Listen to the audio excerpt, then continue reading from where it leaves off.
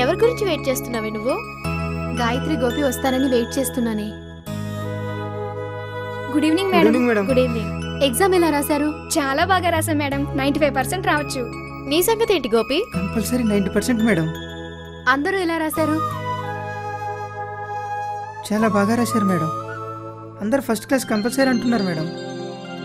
So అందరూ బాగా రాశారనమాట. నమ్మొచ్చంటారా? నిజం మేడం, చాలా బాగా రాశాం. Okay, well done. Thank you madam. Thank you madam.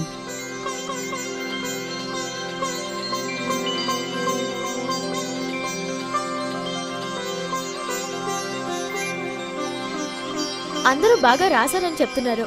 నిజంగా వీళ్ళు చెప్పినట్టే మంచి పర్సంటేజ్ వస్తే మనం పడ్డ కష్టానికి మంచి ఫలితం వస్తుంది. ఖచ్చితంగా వాళ్ళకి మంచి పర్సంటేజ్ వస్తుంది. మనం పడిన శ్రమకు తగిన ఫలితం ఉంటుంది. You don't worry. ఈ విషయంలో మనం కంగారు పడాల్సిన అవసరం లేదు. వాళ్ళు చెప్పిన పర్సంటేజ్ వస్తుందని నాకు నమ్మకం ఉంది. It's okay. ఇక అకౌంట్స్ చూద్దామా? అలాగే. మన స్కూల్కి అడ్వాన్స్ ఇచ్చినప్పటి నుంచి ఇప్పటి వరకు లెక్కలు చూస్తే ₹1,00,000 లాస్లో ఉన్నాం. మనకు ఈ లాస్ ఎందుకు వచ్చిందంటే పిల్లల ద్వారా వచ్చిన డబ్బు టీచర్స్ జీతాలకే సరిపోయింది. నీ దగ్గర ఉన్న డబ్బు స్కూల్ మెయింటెనెన్స్కు సరిపోయింది. గిఫ్ట్ల రూపంలో ఇచ్చిన మొత్తం డబ్బు మనకు లాస్. ఈ లాస్ను కవర్ చేయాలంటే పిల్లల దగ్గర నుండి సెకండ్ టర్మ్ ఫీజులు వసూలు చేయాలి. సెకండ్ టర్మ్ ఫీజుల కోసం పిల్లల తల్లిదండ్రుల దగ్గరికి వెళ్ళి అడిగితే వాళ్ళు ఈ సంవత్సరం పంటలు పండలేదు, వచ్చే సంవత్సరం 2 ఫీజులు పే చేస్తాం అంటున్నారు. ఆ డబ్బుగానే వస్తే పిల్లల గిఫ్ట్ల కింద తెచ్చిన డబ్బు కవర్ అయిపోతుంది. అప్పుడు మన నష్టం కూడా కవర్ అయిపోతుంది. మనం సేఫ్. అవునే, మనకు ఫండ్ కింద రావాల్సిన డబ్బు రాలేదు కదా. ఆ డబ్బుగాని వస్తే మెయింటెనెన్స్కి పెట్టిన ₹1,00,000 మిగిలినట్టే. అంటే మెయింటెనెన్స్ డబ్బు వస్తుంది కాబట్టి మనం లాభంలో ఉన్నట్టే లెక్క.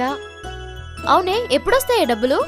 శిరీష, నన్ను క్షమించవే. ఆ డబ్బు రాదు. ఎందుకంటే నా ఆశయం కోల్పోకూడదని ఒక చిన్న అబద్ధం చెప్పాను. ఎయిడెడ్ స్కూల్ ద్వారా ₹1,00,000 వస్తాయని అబద్ధం చెప్పాను. నన్ను దయచేసి అపార్థం చేసుకోకండి. ఈ అబద్ధం మీకు ఎటువంటి కష్టం కలిగించదు. ఏదైనా కష్ట నష్టాలు కలిగితే అది నాకే. దయచేసి మీరు నన్ను వదిలి వెళ్ళకండి. ఇంత అబద్ధం చెప్పిన తర్వాత నేను వదిలి వెళ్లకుండా ఎలా ఉంటానే? ఈ అబద్ధం వల్ల మాకేం జరగకపోయినా నష్టపోయేది నువ్వే. మా ఫ్రెండ్ నష్టపోవడం మాకిష్టం లేదు. ఈ విషయం ముందే చెప్పుంటే చాలా బాగుండేది. మేమేదన్నా ఒక ప్లాన్ ఆలోచించేవాళ్ళం. నువ్వింత మూర్ఖురాలుగా చేస్తావనుకోలేదు. నీ మూర్ఖత్వం వల్ల నువ్వు నష్టపోవడమే కాకుండా మమ్మల్ని కూడా టైం వేస్ట్ చేయించావు. ఒకవేళ ఈ సంవత్సరం స్కూల్ క్లిక్ కాకపోతే నెక్స్ట్ ఇయర్ మన పరిస్థితి ఏంటి? మేమైతే ఏదో ఒక జాబ్ చేసుకుంటాం. ఉన్న పొలం అమ్మేసుకొని నువ్వేం తింటావు? ఈ నష్టాన్ని ఎవరు భరిస్తారు? ఈ విషయం కానీ టీచర్స్ తెలిస్తే అందరూ నిన్ను వదిలేసి వెళ్ళిపోతారు. ఆ టీచర్స్ అందరూ ఉంటే గానీ మనం స్కూల్ రన్ చేయలేం. ఇప్పుడు వాళ్ళు వెళ్తామంటున్నారు. వాళ్ళని ఆపడం ఎలా? అవసరమైతే నా పొలం ఇల్లు అమ్మైనా ఈ స్కూల్ నడిపిస్తాను. సునీత, నాన్నగారు రమ్మని నాకు ఫోన్ చేశారు. వెళ్ళి పెళ్లి సంగతి చూసుకొని సెలవులు అయ్యేసరికి వస్తాను. వచ్చిన తర్వాత ఏదో ఒక ప్లాన్ ఆలోచిద్దాం. సురేష్, పద వెళ్దాం. ఓకే.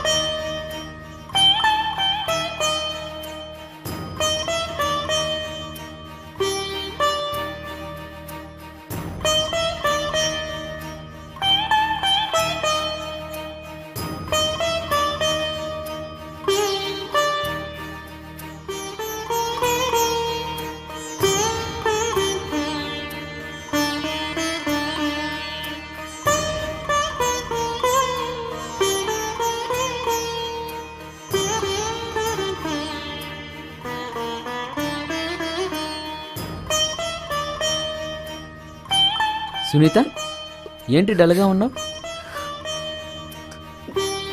సునీత, నువ్వు బాధపడకు. నువ్వు ఆ విధంగా చెప్పడంలో తప్పేం లేదు. ఎందుకంటే నువ్వు చేయాలనుకున్న ఆశయం చాలా గొప్పది. పంటలు ఒక సంవత్సరం కాకపోతే ఇంకో సంవత్సరం పండించుకోవచ్చు. కానీ పవిత్రమైన విద్యా సంస్థను ఒక సంవత్సరం లేట్ చేస్తే ఎంతోమంది విద్యార్థులు తమ విద్యను కోల్పోతారు. కావున నువ్వు ఎటువంటి తప్పు చేయలేదు. మహేంద్ర, నన్నెవరూ అర్థం చేసుకోవడం లేదు.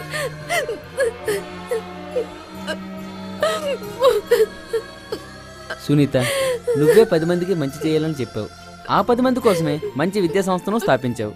కానీ కొన్ని చిన్న చిన్న లోపాల వల్ల ప్రాబ్లమ్స్ వచ్చాయి. దానికి నువ్వెందుకు బాధపడతావు? మహేంద్ర, నా గురించి అన్నీ తెలిసిన శిరీష్ కూడా నన్ను అర్థం చేసుకోలేదు. తన పెళ్ళని చెప్పి తన దారి తను చూసుకుంది.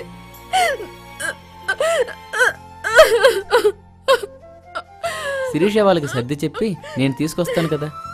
మరలా మనం స్కూల్ నడిపిద్దాం. ఈ సంవత్సరం మనకి ఎట్టి పరిస్థితుల్లోనూ లాభాలు వచ్చే విధంగా ప్లాన్ చేద్దాం. నువ్వు బాధపడకు. శిరీష, సురేష్ వాళ్ళతో నేను మాట్లాడతాను. పద, ఇంటి దగ్గర నేను డ్రాప్ చేస్తాను. శిరీష, నువ్విలా వచ్చేయడం వలన సునీత చాలా డిసప్పాయింట్ అయింది. నిన్ను నమ్మి స్కూల్ స్టార్ట్ చేస్తే నువ్వేమో ఇలా వచ్చేసావు. నువ్వు మరలా ఒక్కసారిగా నువ్వు వస్తే సునీత చాలా సంతోషపడుతుంది. నేను తప్పకుండా వస్తాను. ఆ రోజు సునీత మంచి కోసమే అలా అన్నాను. లేకుంటే తను పొలం అమ్మేసి ఉండేది. నేను ఫోన్ చేసి మాట్లాడతాను. ఎగ్జామ్స్ రిజల్ట్స్ రాగానే వస్తానని చెప్పు.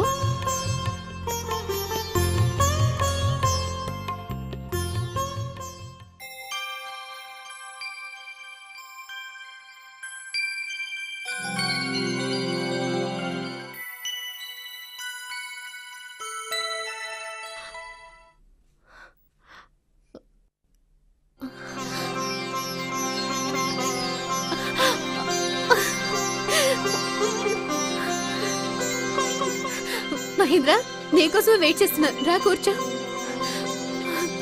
మన ప్రతిభా స్కూల్లో 10 మంది స్టూడెంట్స్ కి స్టేట్ ర్యాంక్స్ వచ్చాయి. సీఎం గారు పిల్లలకి అవార్డులు, మేనేజ్మెంట్ కి 5 లక్షల రివార్డ్ ప్రకటించారు. అవును, నేను కూడా చూశాను.